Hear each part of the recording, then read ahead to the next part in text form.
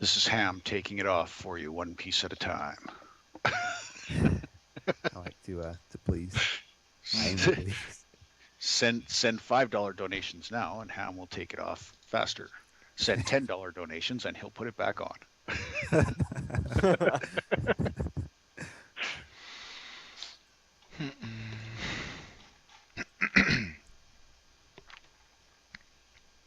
Got here. Hockey. Hockey? Talkie. All right, let's just get started instead of We sitting here should. wondering what's happening. Yeah.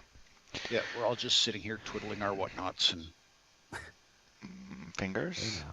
Hey All right, well, Okay, it's on that. it's February 23rd, 2014, and watching Mods on Air. 2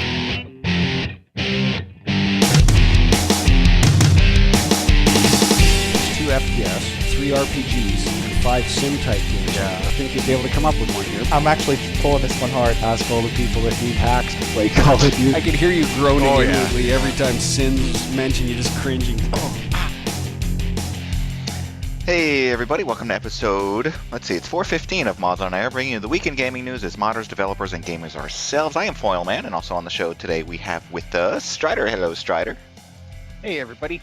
And we have with us Ham. Hello, Ham. Hey, everybody. And Breezy's with us. Hello, Breezy. Hello. Who's not with us is Welshie.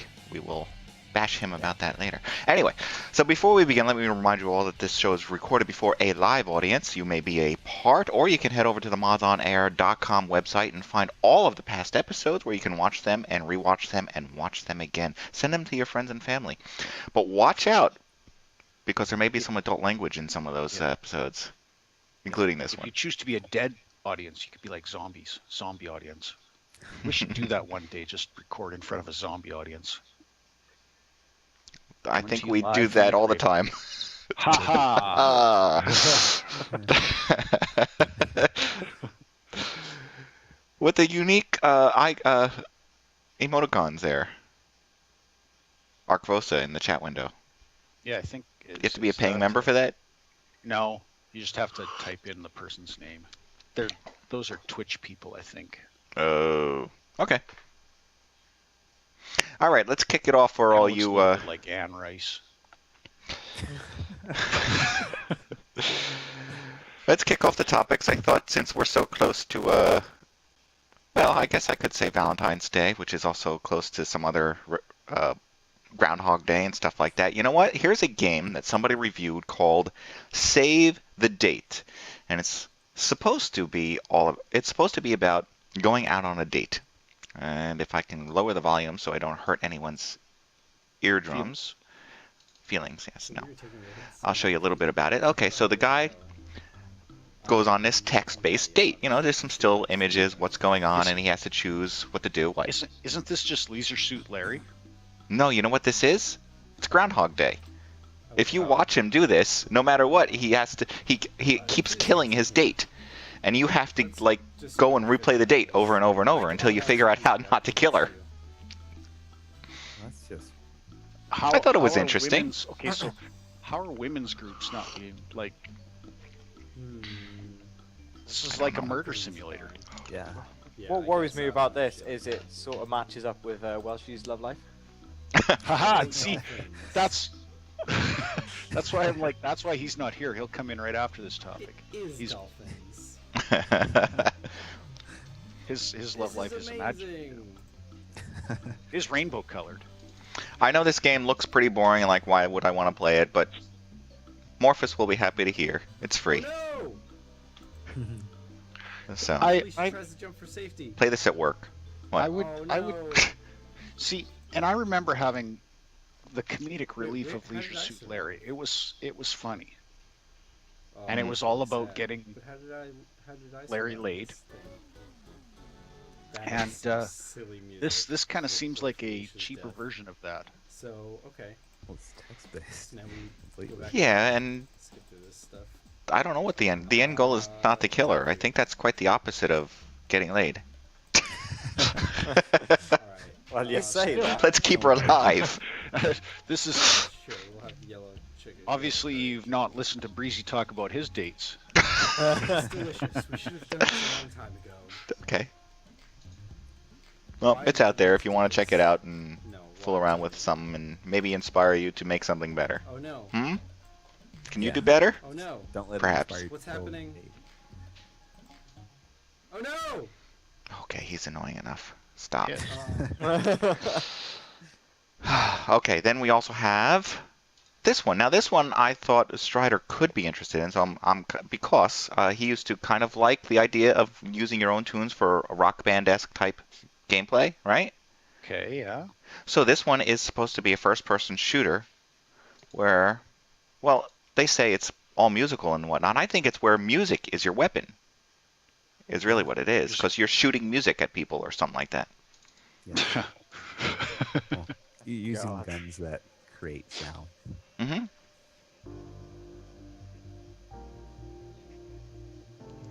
If you start playing ominous music, everybody has to walk really slow.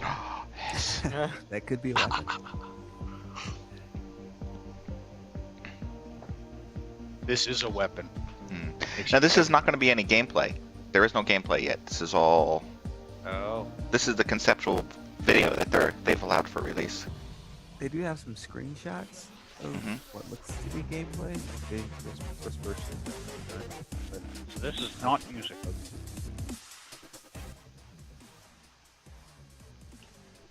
Mm. So you play this game with like a with a DJ's turntable, I guess. Then, and because so far this is not music. This is techno, dubstep, dance hall crap. Yeah, That's kind not of. music. That's not music. Is that Spider-Man? Spider-Man from the future. Spider-Man 2099. So what I've read is that this is from the Harmonix guys. So Yeah, these are the guys behind either Guitar Hero Hero.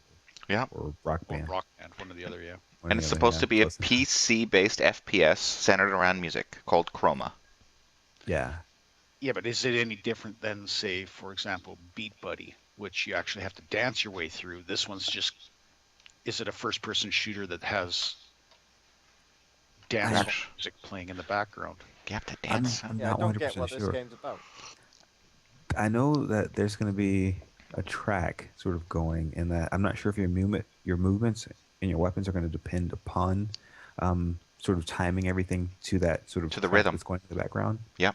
Yeah, or if your weapons themselves sort of create the track, but in some way, rhythm is going to play into to your actions, whether it's Like- movement or firing. Like if you're shooting that pistol to the beat of the music, you get a higher hit damage. Yeah, probably some of that. Yeah, Kind of stuff it's like going to be that. free to play. Better be. Yeah. I don't understand the logic or the fun factor behind that. To me there's no fun factor there. We'll see once we get some gameplay videos, hopefully. Yeah, I'm gonna wait and see on this one. I just don't get what it's about yet. You're gonna pay for notes. That's what they should. That's what they should do. Don't charge for bullets or anything like that. You get every time you miss, you get charged something, Hmm. and that stops people. You know, you can dump thousands and thousands of dollars into this game, or you can play it for free. But if you miss, then it costs you. How about Say, how about we make the losers pay for the 2 game? cents. At the end of the game, the one that pays. Necessarily Yeah. the losers, just I don't want to say fucktards, but I'm going to say the fucktards that come in there. Oh. I hate to throw that word out there randomly, but you know the fucktards that come in and tend to ruin your gameplay experience by just being in there, and they, you know, nothing sucks more than being in a multiplayer environment, and there's exactly, you don't want to waste that word, but now it's out there, I can't reuse it. The griefers among us.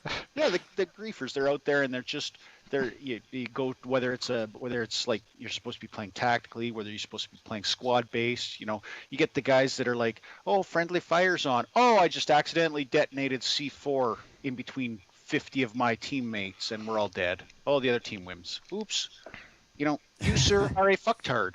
Do not play this game any longer. And something like that. So punish the people that are stupid. Punish the stupid. Stop coddling stupid. That goes beyond the gaming realm as well. That's society. This is just a general rule. That is society. Let stupid die. Exactly. You can't fix stupid. Duct tape shuts it up for a while, but you just can't fix it. All right. Sorry. That was off. That was a little bit off from this. It's not far, FPS. Maybe that's what it is. It's like the Sound of Music FPS. The heroes are alive. You just know that's going to attract the worst kind of people. I hate to say goodbye. So long. Opera FPS. Oh. All right, let's move over to another FPS that I know you guys like to rank on here. Titanfall. Supposedly I've got a problem calling this an FPS. It's a mech shooter. It's half and half. Yeah, it's. And if you watch some of the people playing on Twitch, you'll notice that the mechs are pretty weak. So you're not in the mechs very long. So what you have is a bunch of kids jumping into the mechs, getting shot, and it blows up, and nobody who knows how to use the mech actually gets to use it, kind of thing. I thought you get your own mech, though. I guess maybe you do. I don't know. You do. Eventually, everybody gets their own.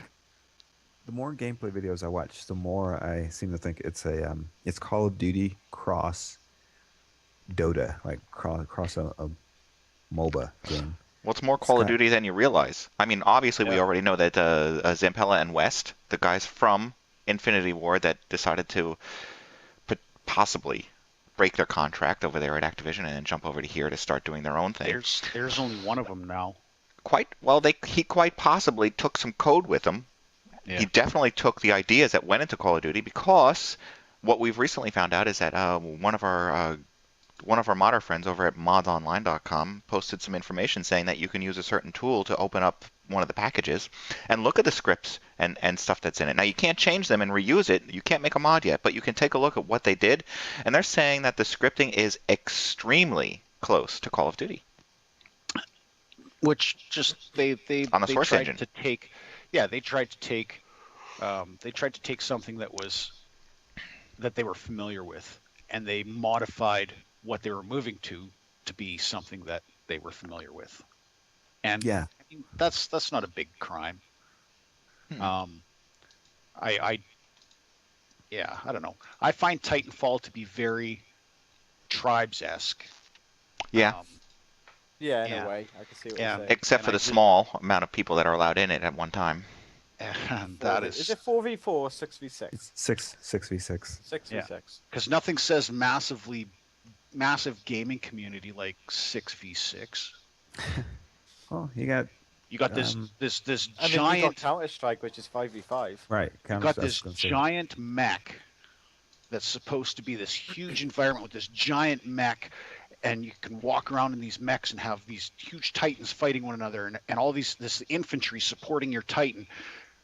Yet it is one guy in the titan and 5 guys bouncing off of buildings with their little rocket packs. To me, that does not scream awesomeness or epic battles in any way, shape, or form. That screams you need instant gratification. Everybody gets a ribbon. Everybody gets a participation badge or trophy. But it just does not scream competitive. It does not scream, honestly, it does not scream fun to me.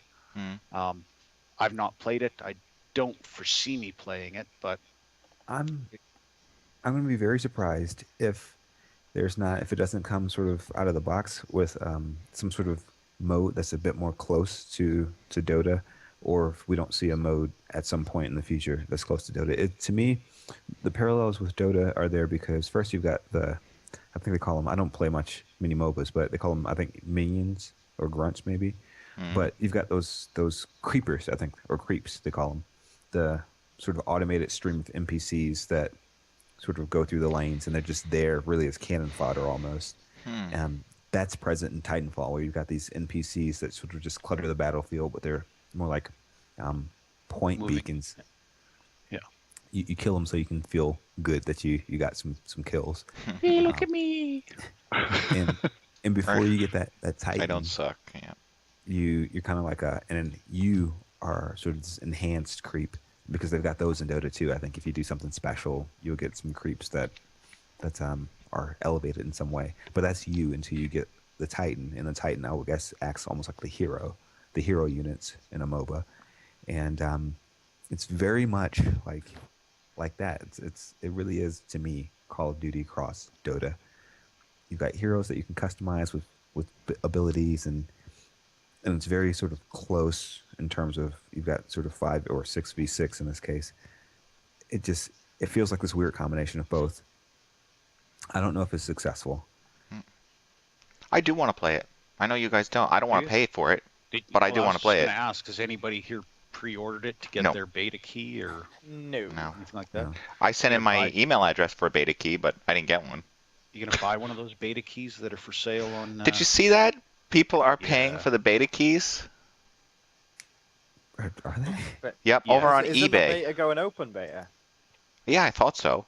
But there's they said there were 800 listings on eBay for Titanfall beta codes. Most of them starting at 99 cents, and some of them as high as $20 to $50. These Wow. are all the beta codes that the PC people have got Xbox ones, and they're trying to sell them. It says Could be. someone paid $35. Somebody paid $35 for an Xbox One code the day before it went to open beta. Oh god, how bad does that guy feel? That's how smart console players are, is Yeah. with that. Let's see, I can pay $35 and play it tomorrow when it comes out for free, or I can just play it tomorrow when it comes out for free. Well, here's my wallet. Yeah, I'll sink the money. I don't know. I don't know when we're going to get to Sometimes see you it. just shake your head and say, what the fuck? You, There's- sir, are a fucktard. There does seem to be mixed reports as far as when it's coming out live. I don't know, to PC anyways. I'll So play the nobody knows. open beta, but that's probably as far as I'm going to go. Right. I'm not going to pay $60 for a multiplayer only game.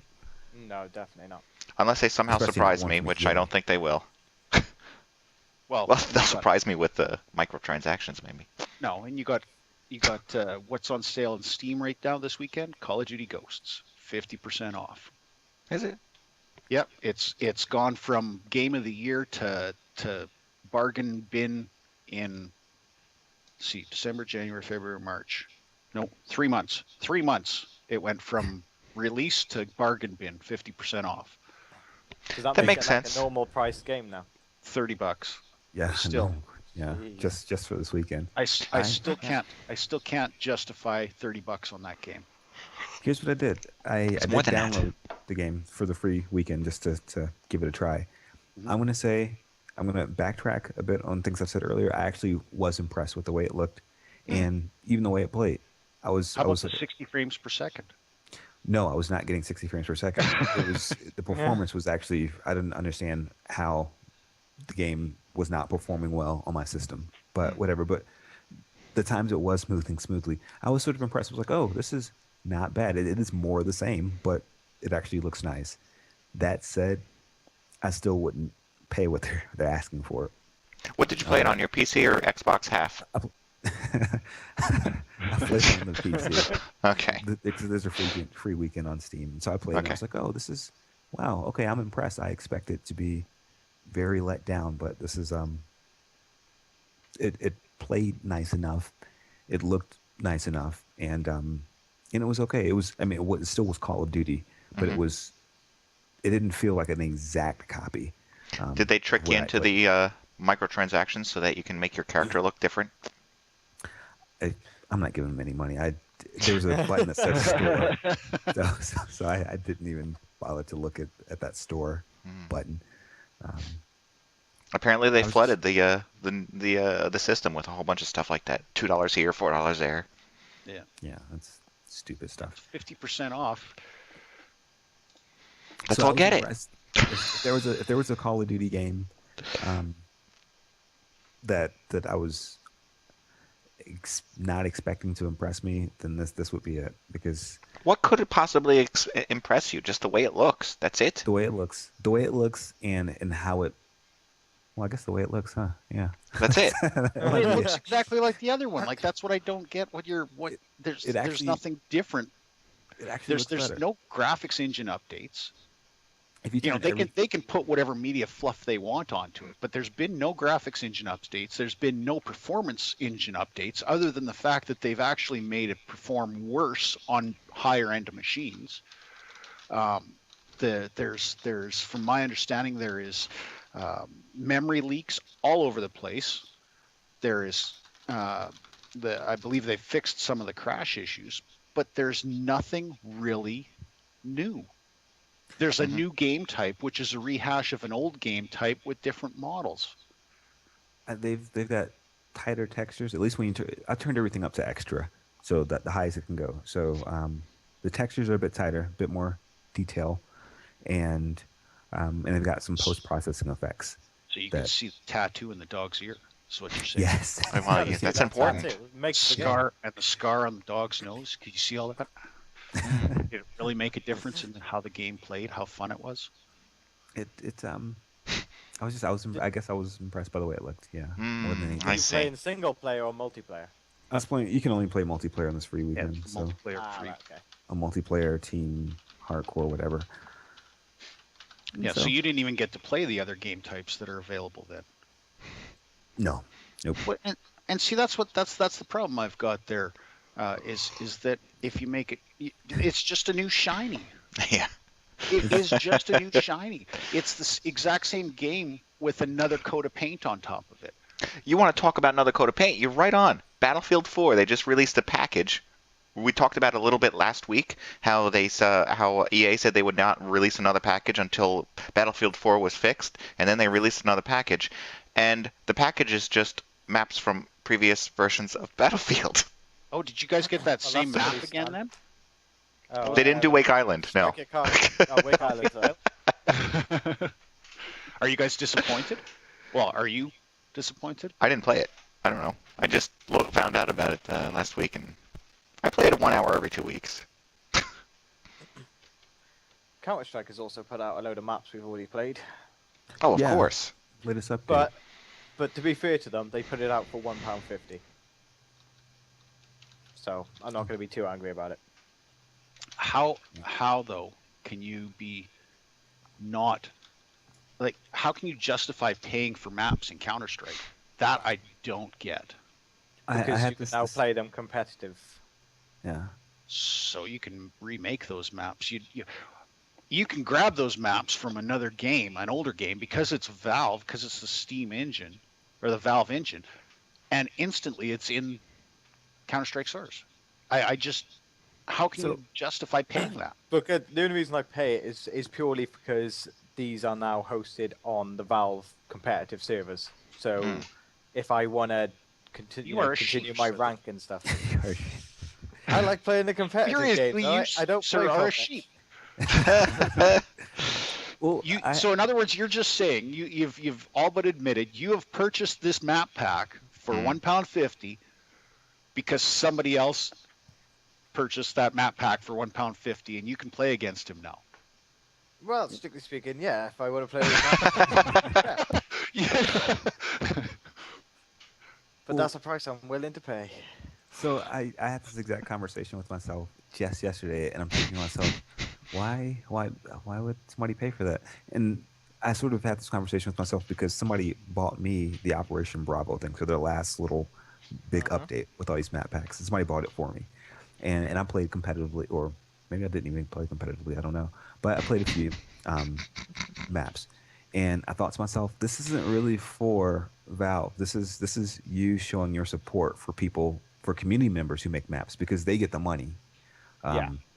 When it's all said and done, they get the money. So this is sort of, even though it's free and you can play this sort of on non-official servers, you can find servers hosting these same maps, and you don't have to play on official servers. And you can do that right now.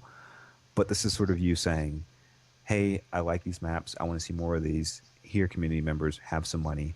And And to boot, you get a little scorecard and a little in-game medal, to say that you supported it. And that's, for me, that's what it's about.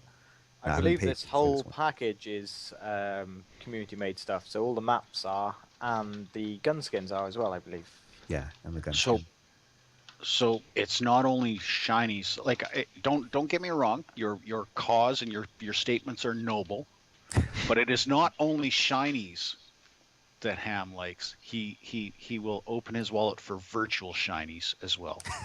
Oh, you got to have the virtual shinies. To be fair, I will go for virtual shinies. If I open a case and I get a knife and I sell it, I'll be more than happy.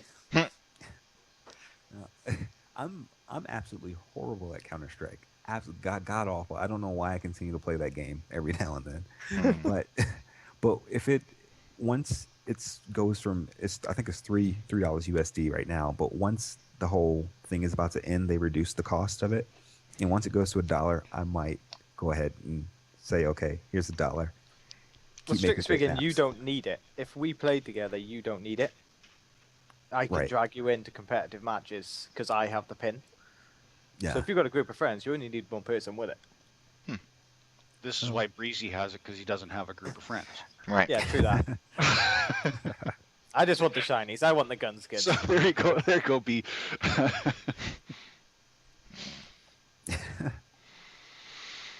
All right, moving over to segue. Yep, over to Oculus Rift. Segue. That was awful because somehow we have to jump to Oculus Rift and some old type of games here. Zelda for the Oculus. Oh, yeah. Seriously? Not like a new version of Zelda or anything. The original Zelda? Yes. First of all, you got nothing says immersing yourself in a 3D environment like a top-down, a weird-ass top-down 2D environment. Well, now you're in first-person mode here, and you still have the same sprites at the same pixel density. Because that won't make you throw up at all. Yeah. At all. This looks terrible. So now you have another reason to want to buy the Oculus Rift. Oh. No, that's awful. That'd be like saying, yeah, you know what? We should play Minecraft with the Oculus Rift. I wonder if Carmack put this into development. Carmack does love Nintendo. Yeah, he does love Nintendo, doesn't he? Next on the DS, Rage. Yeah. I think I heard something else about Carmack, but I can't remember what it was that I heard this week. This is just bad. Mm-hmm. That's actually making me a little bit ill watching it on the screen. All right, I'll stop it, and it'll stop in 35 seconds. So, all right, then I'll move over to this machine that I think is a little bit better. Which, let's see if I can find a picture. This orb-like machine that you step into is being put together for a game called Steel Chronicle. And I'm not sure if the machine is what's called Ganesh, but it's called Steel Chronicle Ganesh. It's an upcoming arcade game from Konami. And this cabinet is supposed to give you an opportunity to jump into the gameplay and play it. See, sort of like the Oculus without the trackball. Yeah, or like a mech. So there's another view of you looking out over to the game with some sort of mech-like controllers down at your fingertips with a touch screen so you can control the mech. Looks interesting. Looks interesting. For an arcade. I don't want one in my house like some people do here. You know those big inflatable balls that people crawl in and then they have battles or they go down hills and then ball into the lake and stuff like that. Absorbing. That is an orb, yes. So you need a video game that you get inside this big ball and then it just turns into a big screen around you and you walk in this virtual world and you know. Well, you know what? That is what the next big game is going to be. No, I think somebody is really close to this whole thing. And it's not who you think. I'm going to jump pretty far down the list here. Google, I think, is coming close to this. I was surprised to see this thing come out. In a way. I'm surprised. In a way, I'm not. It is called I think it. I don't want that to open there, please. Thank you very much. Open up over here. I can't get the image to open up over here, so I'm not going to open any image at all. Awesome. But I will play this little video here that goes with it. Called I think it's called Project Tango here. Now, basically what this is Google's coming out with this sort of cell phone type device. I think it is going to be in their next phone or something like that, that allows you to scan your environment. And it's doing it's like a Kinect camera on your phone. So you can scan the environment in 3D and actually map it out. So now it makes sense when I say map, because Google's all about the maps and mapping out new environments. All of a sudden, you can go around and map your house, map a school, map the world, right? But they're putting this into a 3D environment that allows you to also interact with it. And in the video, you will see them playing maybe ball. They'll be bouncing a ball around in this environment that you scanned inside of your bedroom or wherever you happen to be. But if this could potentially progress to the idea that you put on an Oculus after having this environment fully scanned, and literally walking through the environment, perhaps other players are there, and knowing your boundaries because the room was scanned and perhaps textured with something else. There's a forest there, a tree there, instead of a wall. Something that would stop you. It becomes a virtual world. So if there's say a balcony, that becomes a precipice that if you fall off, you die. Could be. Like in real life. You die in the game, you die in real life, man. But let's say this is a giant open warehouse. You can put virtual obstacles that you can duck behind. They don't have to actually be there.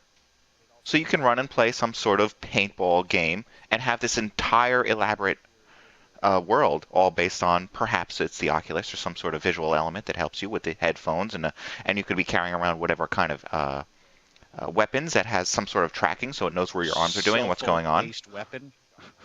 It could be. I don't want to limit it to just us playing on the phone. I'm just trying to say that this mapping technology could be something that leads to a holodeck of sorts. Yeah, I can definitely see the potential in games and films. I don't see the potential use for a phone. It's kind of weird to me. Yeah, Well, I think this true. last more just them trying to put it on something. Yeah.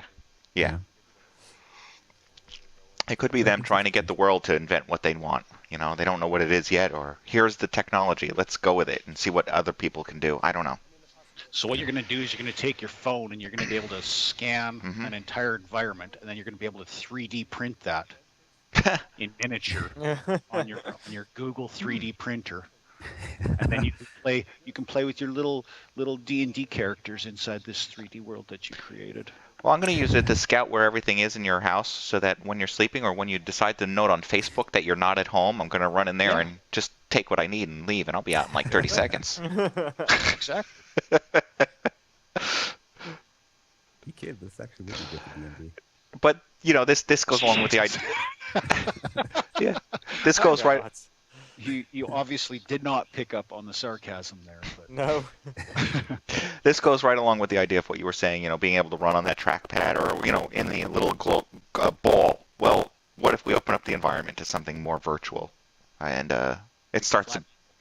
But where you were saying earlier, Foyle, about, say, for instance, a big open warehouse. Yeah. It doesn't really apply to that, because surely if you were going to use that, if you were going to hide behind obstacles that you've created in this virtual world, you wouldn't be scanning it. You would just be making a map as if you were making a map for a game. Well, you would be scanning. You'd be scanning the warehouse or whatever environment you happen to be in. You could scan the amount of room you've got, I suppose. Exactly. So you don't run into a wall. If that object doesn't occur, then you're going to get people like Breesy going and walking through that object and wall hack. Yeah, I know there's no wall hacking. That is the original wall hack. Your walls.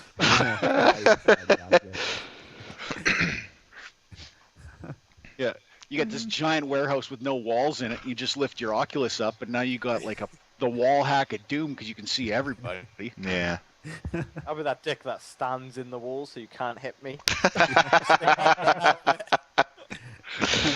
Like every beta of Battlefield. Yeah. All right. Well, I thought that was crazy. All right. We were talking about Steel Chronicle Ganesh, and now we're over to perhaps something that Ham would be interested in. Yeah. Getting into the beta of the next Doom game. Carmack has nothing to do with it, by the way. So many words. Here's what I don't get. Why do we need another Wolfenstein game? Right, you have to get the Sell pre-order Doom. of it. And to sell Doom. And then on top of that, why do we need another Doom game? It just these are two games that they are trying to make. Like, they were fantastic games in their time.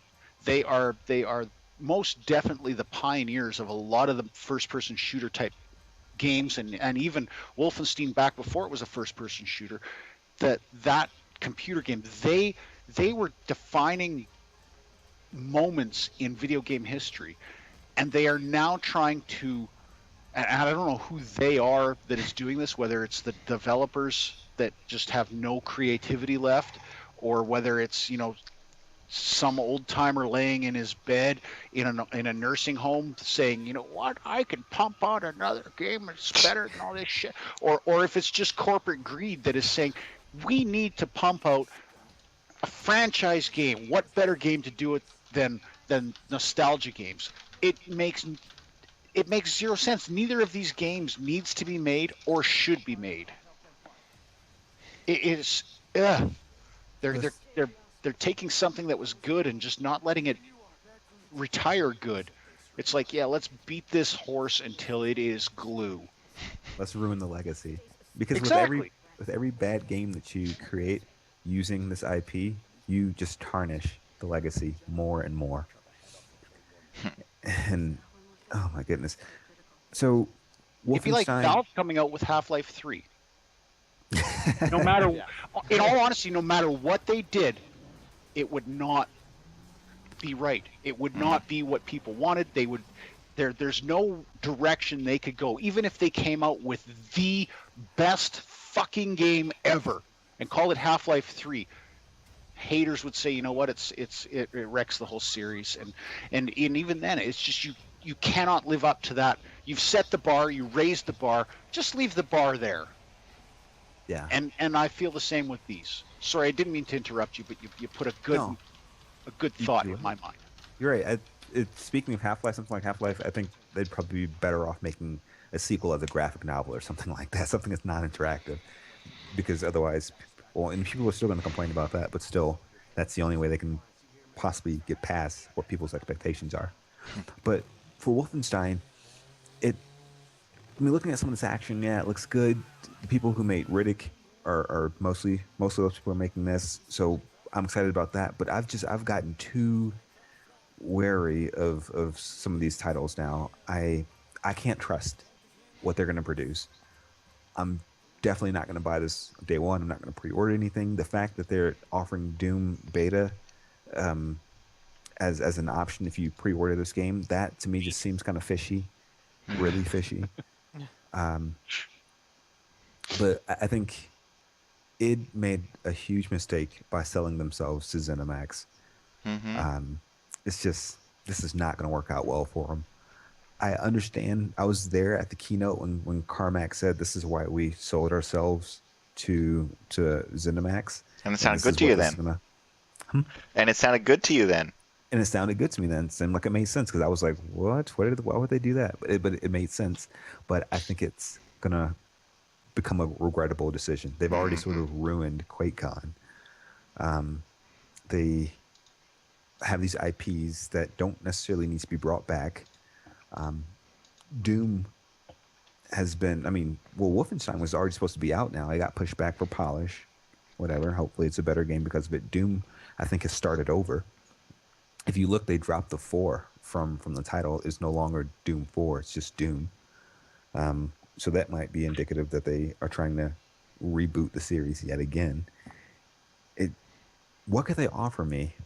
What could the next Doom offer me that I will be pleased with? I can't think of anything. They're sort of in this position now where they have to, it's almost like an Apple type position where it's like, you got to show me something that I didn't know I wanted, but I do want it. And I don't know how they're going to pull that off. I'm crushed very emotionally. Yeah. He's in an emotionally fragile state right now. Well, yeah. Ham, you brought up something interesting, and you weren't here a couple weeks ago when we talked about it with QuakeCon and the dates getting changed. And I don't know whether you discussed that last week or not, but most definitely, what is your feedback or take on that? Because I know you're just a date. You're emotionally attached to QuakeCon. You're emotionally attached to Quake and id, and at the same time, they've gone and said, you know what? Yeah, we know. This is when QuakeCon always was, and everybody knew it, and everybody booked their vacations around it, and they're the one date that most of those guys get a year. They made sure it wasn't scheduled then, and now they've gone and changed it by 2 months. July instead of August, yeah. Yeah, it's ridiculous. I don't know what they're doing, but it's very clear that id is no longer sort of holding the reins of their classic properties. Bethesda's used this, or ZeniMax has used this as an event now to sort of push their properties. I mean, there's going to be like last year there was, or the year before, there was a presentation on Skyrim, and I'm sure this year there's going to be some sort of Elder Scrolls online type thing. And I'm sure I'm a little pissed because the last few years I've been like, this is the year they're going to talk about the next Doom. This is the year they're going to have a presentation about it. And every year it was like, nope, we don't have anything to say. And now you know for sure that this year they're going to talk about Doom 4. And I've decided not to go. Were tickets to get into the event always free? They were until ZeniMax stepped in. It was completely free. As soon as ZeniMax stepped in, now you've got these things that they added called QuakeCon done quick, and all these sort of early access type packages where you can. It's still free, but optionally you can pay. They're going to microtransaction you at the conference. Oh, they've got microtransactions. Basically, is what that was their innovation they brought on board. Their ZeniMax has changed the flavor of QuakeCon. And this is just one of the latest examples, moving the date forward. They've changed a lot about it, and they've really infected its properties in a bad way. I think it's going to be a regrettable decision. I think within the next few years, when the very last of id leaves, ZeniMax, the original staff leaves, but they still have the id studio name. I think we're going to see some interviews where people will say that it was a mistake. We shouldn't have done it. Well, as Carmack's already saying that about certain things. Yeah. This could be part of why he left. This could be part of the reason. Yeah, there was something. I need to read the entire interview, but I think we maybe even talked about it on the show, that part of it was that he wanted to pursue, or he wanted to add some VR options to Doom and Wolfenstein, and they were like, nope, and he just got frustrated and left. But you can see it might extend to more stuff. Like they could be like, okay, we're going to change QuakeCon and move it. And he's like, no, what are you thinking? and we're going to add this some microtransactions to the conference. What? He was probably like, John, we want to change QuakeCon next year from August to July. What do you think of that? And he's like, I'm going to be in Hawaii writing a new game that week. I can't just. So that's probably how that conversation went too. If he's the typical programmer, then the first response was like, no, nothing can get done in time, and you can't change it. Nothing can be changed. Nothing can change. Nothing can change. Change is bad. We fear change.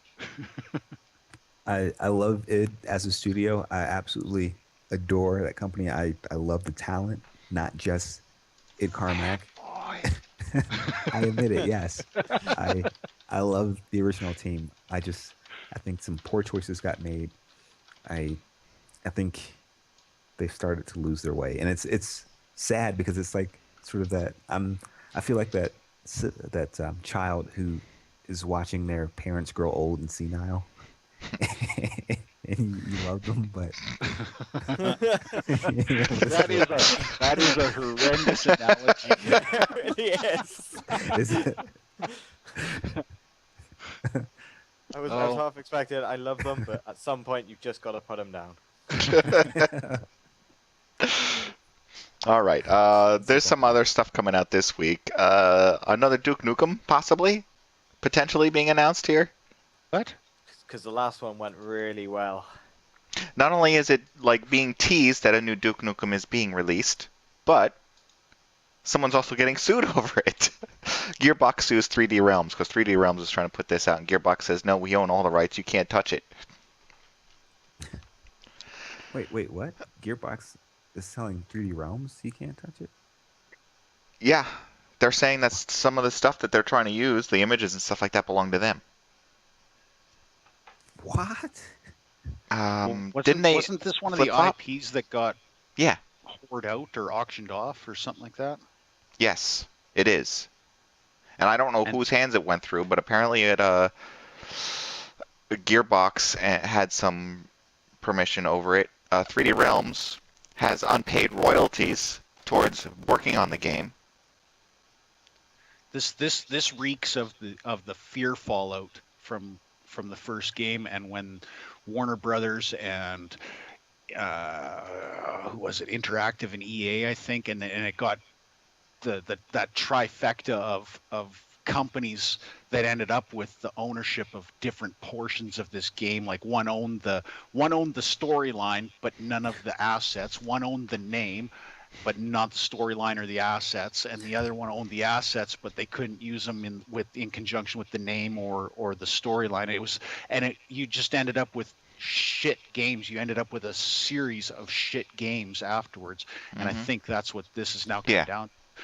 And again, this is another one of those IPs that Duke Nukem was awesome. Did we really need that last one? No. Did we need it maybe 15 years ago? Maybe. Probably.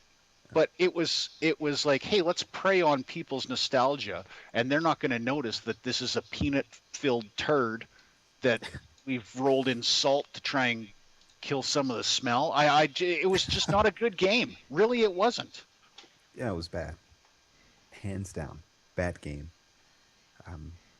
And this gaming world listening to this is Ham saying this. Ham is huge Duke Nukem fan. Yes. I am.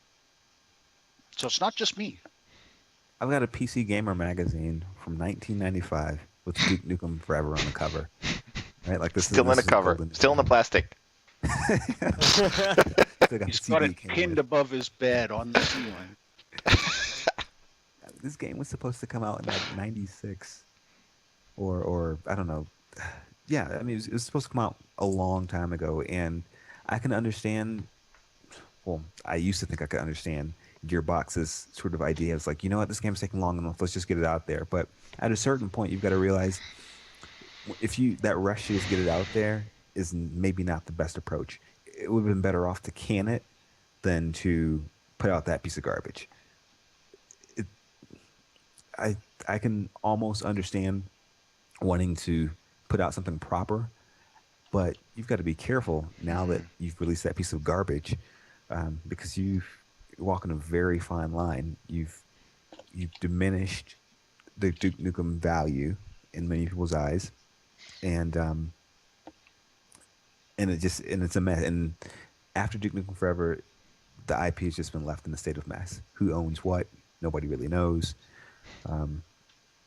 Gearbox of all people, they should be ready to like push Duke Nukem off of themselves and pretend it never happened. Yeah. So big ideas. I can't wait to do. I guess I don't know. All right. Jumping over to another beloved company that may have you crush your dreams or whatnot. We have Valve is going over and talking about. Well, actually, before that, somebody has discovered that the Valve anti-cheat system, the VAC, actually goes through your browser history and looks for keywords. Hang on, that's not what it does. Don't confuse this, because I read this in depth.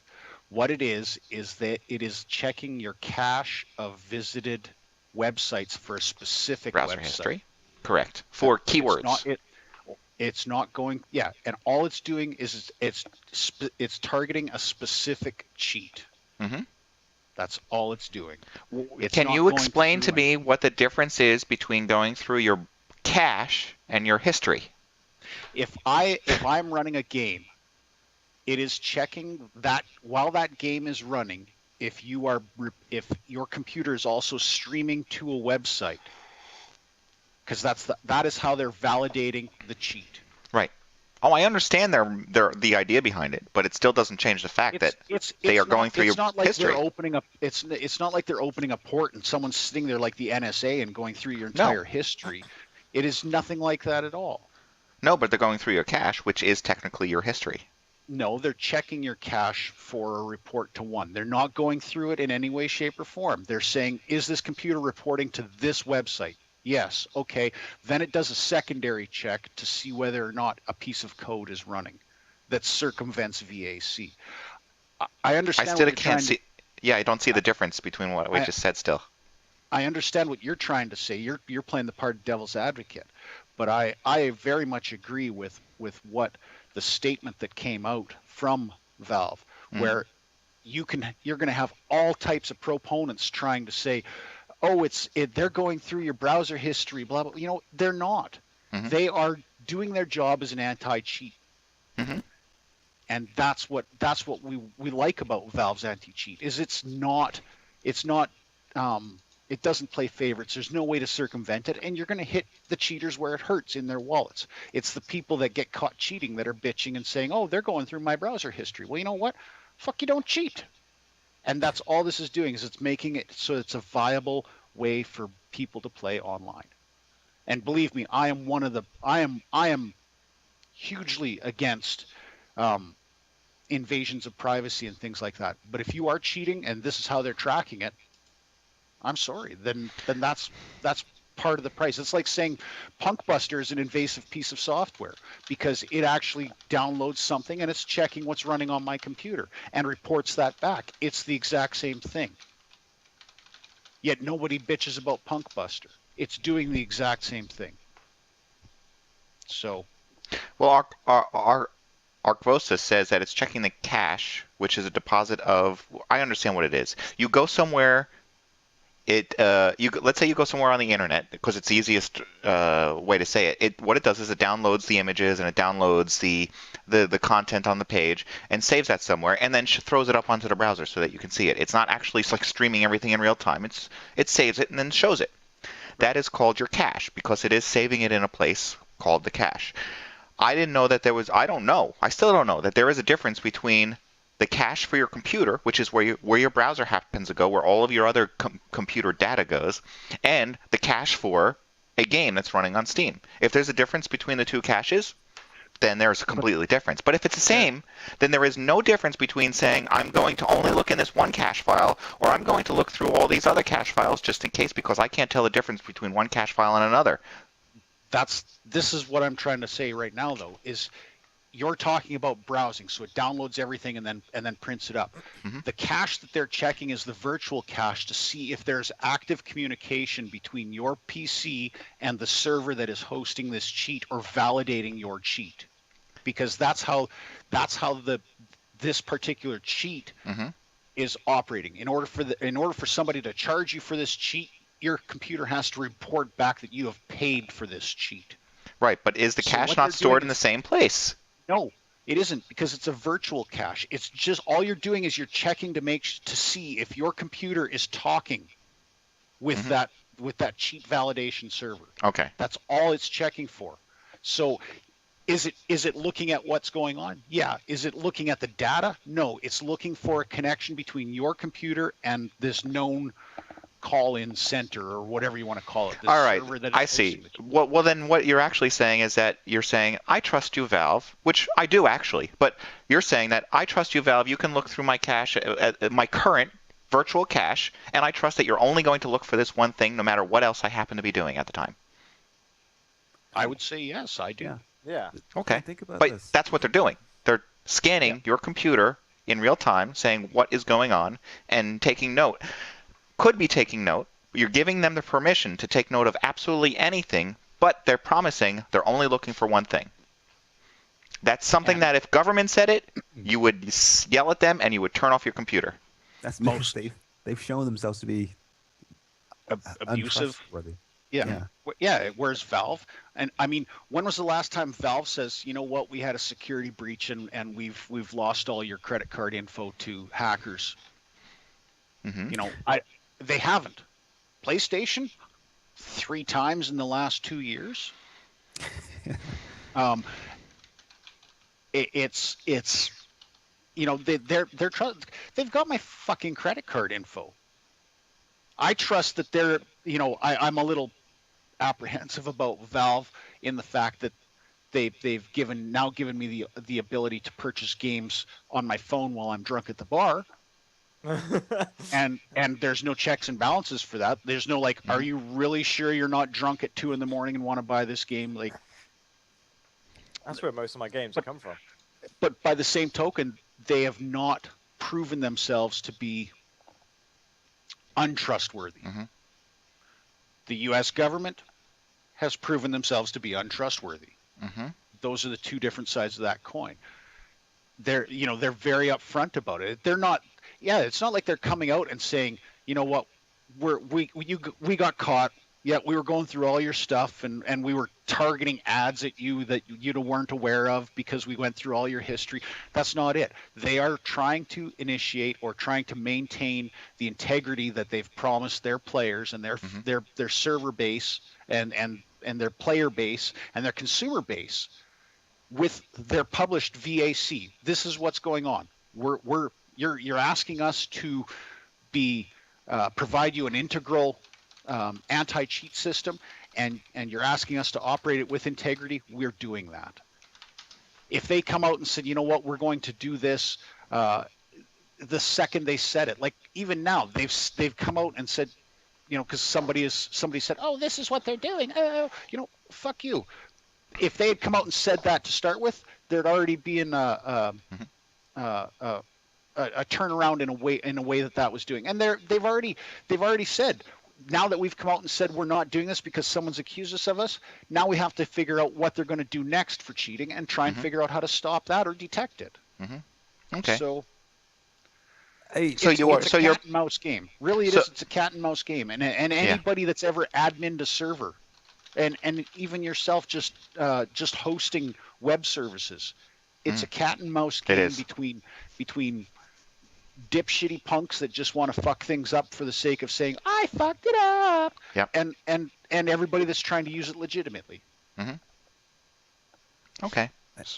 And lastly, I think one of the differences as well between certain companies and or governments and Valve is with the U.S. government, for example, they collect everything, absolutely everything, and then they'll say we'll go and look at it later. We'll keep everything, but then we'll look at things for suspicious activity. Whereas Valve's method, I don't think it's actually storing everything. It's not collecting everything and then saying we're going to look through things. It's finding the space to look. Yeah, it's finding exactly. It's finding the space to look at things, and then it's saying, I'm only looking for this one thing, and if it's there, then I'll sort of zone in on that. But anything else that's there, I'm disregarding. So it's not bulk collection. Right, because that's what they told us. You know, I just, you. I don't mind becoming a skeptic, my friend. I am. You know what? I've walked up. For instance, I've walked up to Stryder and shook his hand. I do trust him. I've looked in his eyes. I know what's going on. Valve, there's no eyes for me to look in. There are 1,000 people with their fingers in their data. So by saying you trust Valve, you're saying you trust every employee there.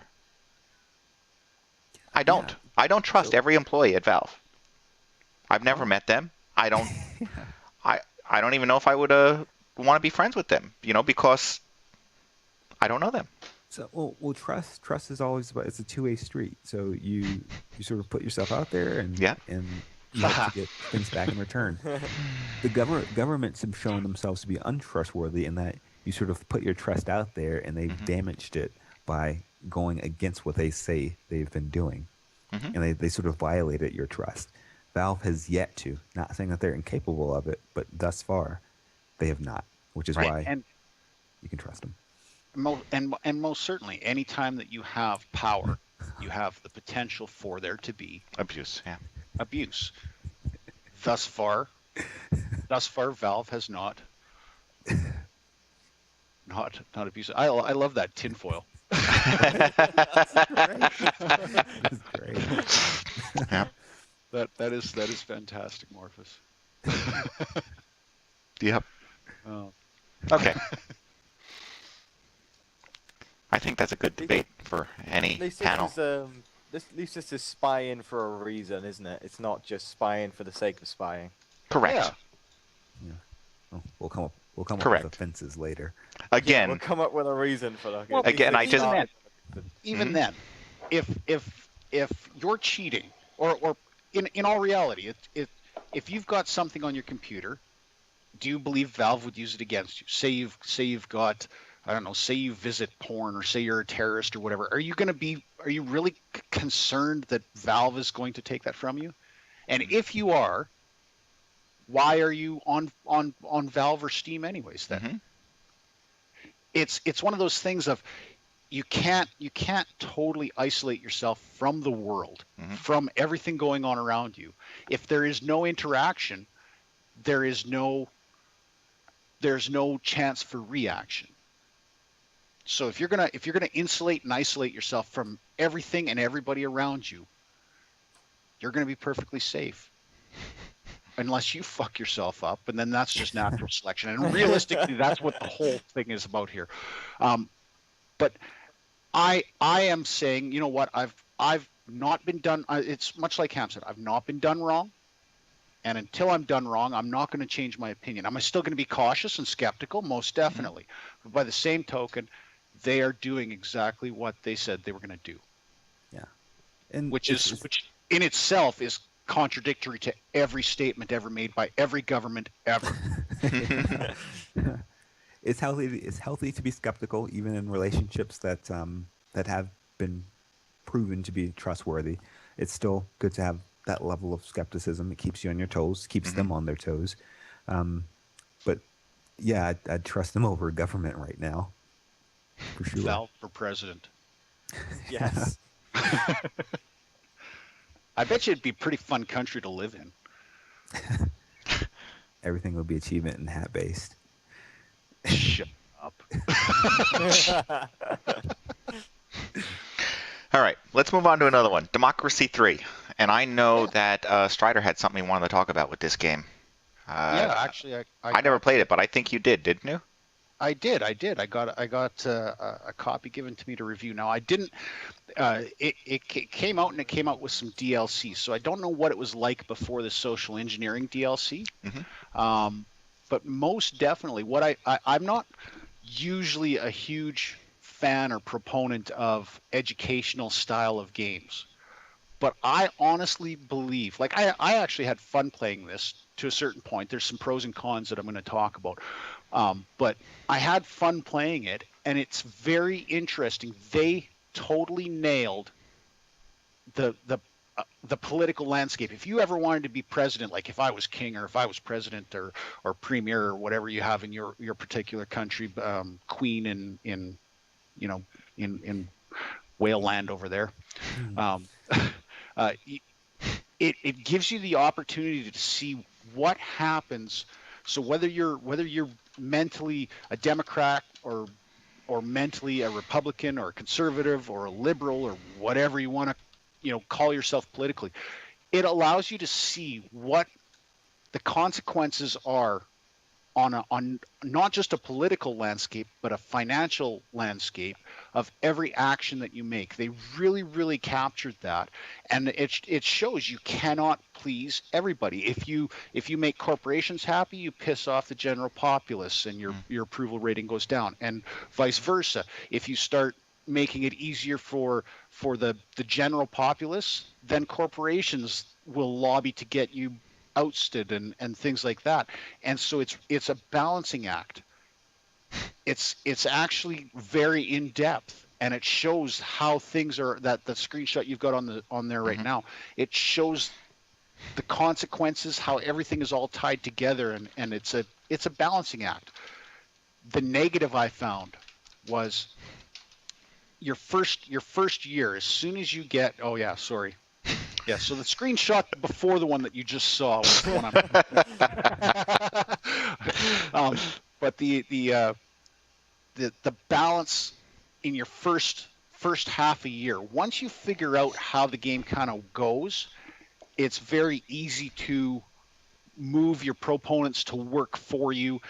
And what I found was, like, I've got a game saved right now where I've been reelected after 6 terms, Wow. which is 24 years, and my country is running a deficit constantly. It's billions of dollars in debt. However, I just keep getting reelected over and over, and I'm actually not introducing any policies now. I'm running the same questions keep coming up because I don't think it's designed for you to succeed as long as I'm succeeding. But I could be wrong there. I may be up for assassination here very shortly. But realistically, I am just going through the motions now just to see how long I can keep this going. And I'm not changing any policies. I'm not, my cabinet ministers are fanatical followers of me. Everybody's extremely happy with me. Of course, the corporations are pissed, but whatever. I'm operating in a little bit of a tax deficit, but I honestly would this game should be a prerequisite for anybody that wants to talk about politics. This game should be a prerequisite for anybody before they can vote, just to see what the actions and this is the cause and effect of your mouth opening and saying, I'm a squeaky wheel. Put some grease on this.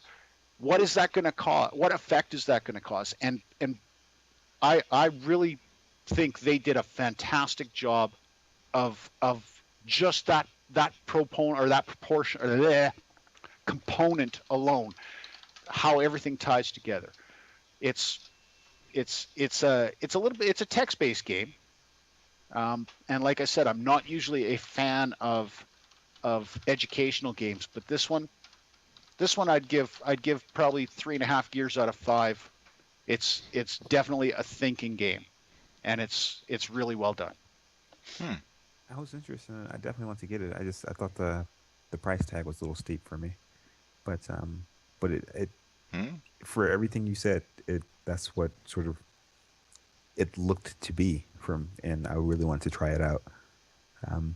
Just gonna wait on the sale really quickly, hopefully, and I'll get it. But it looks fun, and it looks like all those strings that get pulled here, how they affect other things, and I'm very interested to see that. Yeah, I mean, I remember, I think we talked about this when they first started. This game was up and coming, so it would have been, early 2013, I think, when we mentioned that this game was coming out, and it was like, how are you going to have a game about being a president or a premier or a king or whatever? How is that going to work? And I see how it worked. They did a fantastic job. So I don't know. I'll stick with my my mechanic shop. Yes.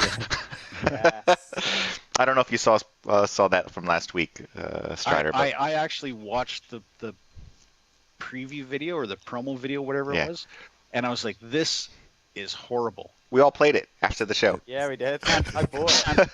And by the same token, when I was in was it junior high or high school, Snap-on Tools came out with a game very similar to this, and it was free. Snap-on Tools had a game? Yes. And it was Mechanics Garage. You bought a wrecked vehicle at an auction, you had to fix it up and then resell it, and you ended up having to run your own little business, but it was exactly the same idea. Like it I don't know. So you guys are saying that you enjoyed it? Yeah, actually. I'm not going to buy it like bad, Breesy, actually, but I went full on with it. There's a free demo.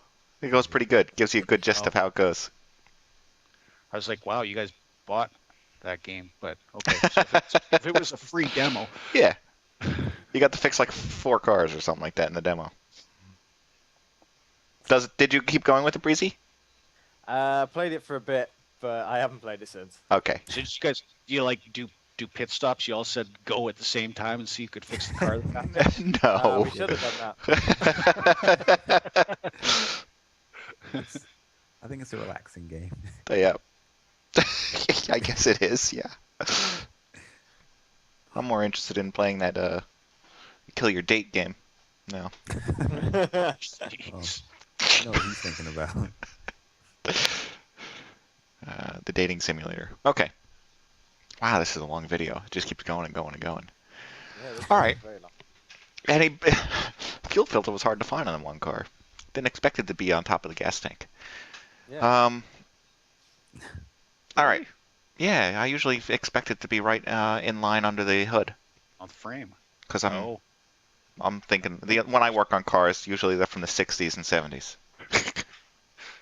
That was back when you had to put the fuel filter up there because it was always fucked. It always had to change. As a matter of fact, you went out and bought a special glass one just so you could see what was wrong with it before you changed it. And if it was really bad, you'd go and put an inline sediment bowl in there. Yeah, yeah. Oh my goodness, I did that. Okay, anyway. Anything else you guys want to talk about? We got our hour in. I need a I picture. don't know if any of you have checked it out, but me and the guys on TeamSpeak have been playing a game called Loadout. Sounds familiar. It's, for what it is, it's free to play. It's a very good, fun game. Loadout, all one word. Customize, create, and kill. Mm-hmm. It looks cartoony. Customizing creates the part that costs money. No, What's the difference between this and Team Fortress? It's very Team Fortress-esque, except you literally build your guns. So you start And off you with get hats. and you don't get hats. You can buy different clothes, but it's not essential. But yeah, it's good. Good game. You essentially you pick what kind of gun you want. So say for instance you wanted a launcher, and then you sort of build it up from there. Okay. Weapon I'll have to check crafting. it out. I'm gonna download it. Any more news since I was on a beach last week and not sober enough to be on a radio show ever. What worthy to talk about? About the what the hell was it called? Nexon game. No, nothing. No? No word from Yeah. that Nexus. I thought it was not Nexus. Nexus? What's the game called? Something Point. Extraction Point. Extraction Point? Oh, yeah, Extraction. I don't think I've heard anything Extraction. about it. Extraction. Nope, nothing. It's weird. Yeah. Weird and disappointing. Yeah. I hope it's Yeah, not one so- of these games that's going to come out 3 years from now after it's After it's no longer not worth. relevant. Yeah, I could play very that. quickly. I played the WildStar MMO beta for the weekend that they have going on, and I gotta say it is definitely on the verge to being a World of Warcraft 2.0. Artistically, it looks great. Performance is a little so-so for how it looks, but it looks great. I think it's impossible to make a bad-looking character in that game the way they made it. And Me. yes, they make them all look like Stryder. Another cartoony game. Is that what made you think of it? Yeah, it's cartoony, but it's well done. The style is very nice. It's got combat that's similar to Guild Wars 2. They've tried to enhance on Guild Wars' combat with the whole sort of telegraphing. You can see where certain abilities will end up. It's good. They've got some nice combat there. Overall, I'd say it's a game worth checking out if you get the chance. From my impressions thus far, really briefly, it is not a game that you should pay a subscription for, and it's definitely a game that I'd probably love to get if it was a buy once like Guild Wars 2. But right now, it hasn't spoken to me as a game that you should invest monthly in. But it looks great. Looks great. Plays great so far. And Thus far. Arcvosa, I think we talked about a Dungeon Keeper's iOS ago. game 2 weeks ago. Yeah. Yep. So you can hear us talk about that on our. It's on the website MODSonair.com. Yeah, which this show will be on there Friday, so you can see your typing. You'll be famous. Tell all your friends. That's me. Unless you're already famous. Right. If you're already famous, then you should be giving us endorsements. Yeah, do us a favor. Yeah, do us a favor. Think we get paid for this shit? Yeah. All right. Anything else, guys? Don't do drugs. I don't know. Do them if you Unless like you're them. in Jamaica. Unless Yes. you're in Jamaica. Then I think it's mandatory. Wow. All right, then I'm going to wrap it up. I'm going to thank our hosts for taking the time out to chat today. Thank you, Stryder, for joining us and posting the show notes. It's always an adventure. Thank you, Ham. Thank you very much for joining us. Thank you for joining us, Ham. Thank you. And Breesy, thank you very much for joining us today. No problem. And I want to find the closer video. I want to thank our listeners for joining us today. And we'll be back next week with a whole new group of topics and gaming stuff to talk about. And in the meantime, play some games if you've got a chance. Enjoy. It's life. Thanks for watching this week, and come back next week when we will broadcast another live show. Details for this and all past episodes can be found at MODSonair.com. We welcome your feedback via email at mailbag@modsonair.com. And please consider subscribing to modsonline.com to support our show. The opinions expressed by individuals on this program are not necessarily the opinions of our sponsors, owners, or partners. All right, I have a closing video. It's not really game related, and it might not be your kind of music, but I can't deny, it's not my kind of music either. You can't deny the abilities this guy's got when you hear him.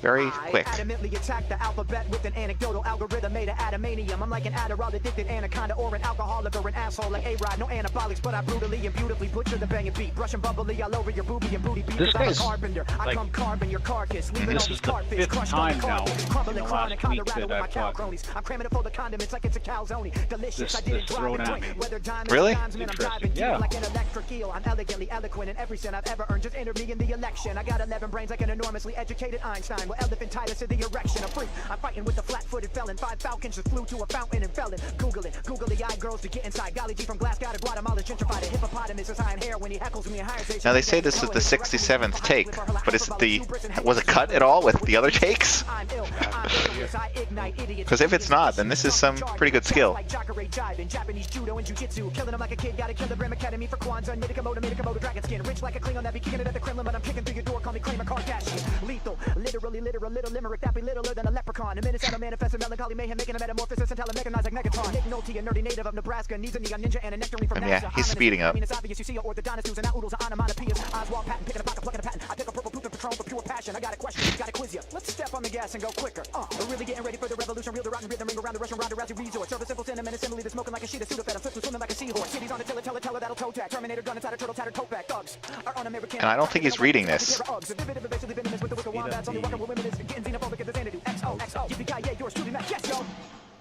shit, I forgot Z. Zebra. It's pretty good, whether or not you like the music. All right, that's it. Back to work, everyone. That's where I'm going.